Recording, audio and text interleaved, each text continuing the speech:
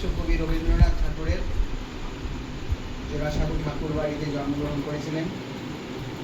আজকে আমাদের হঠাৎ করেই যে প্রোগ্রামটা হয়েছে, এই রাত্রি 8টার সময় হঠাৎ ঠিক করেছি। আমরা ভবিষ্যতে আগামী বছর সুন্দর করে করবো, বাড়িতেই করবো, পারিবারিক এই রবীন্দ্র জন্ম জয়ন্তী উৎসব। একটা ছোট্ট উৎসব হলেও এই উৎসবে তো সভাপতি নির্বাচন করতে হয়, তো আমি মাকে আজকে সভানেত্রী নির্বাচন করলাম। সমর্থন করছি।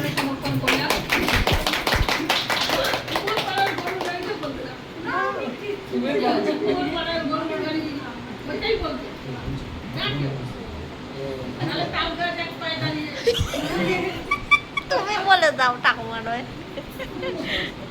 তোমরা রবীন্দ্রনাথ সম্বন্ধে সবাই কিছু জানো, তো আমরা এবার শুরু করছি।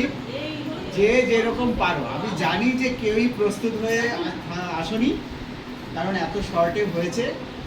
শুধু একটু দেব আর শানু প্রস্তুত সারা বছরই থাকে। যাই হোক, এদের নিয়েই আমাদের এই ছোট অনুষ্ঠানটা করব, আর পরে আমরা ভালো করে অনুষ্ঠান করব আগামী বছর। এবার তাহলে অনুষ্ঠান বাধা না নাকি?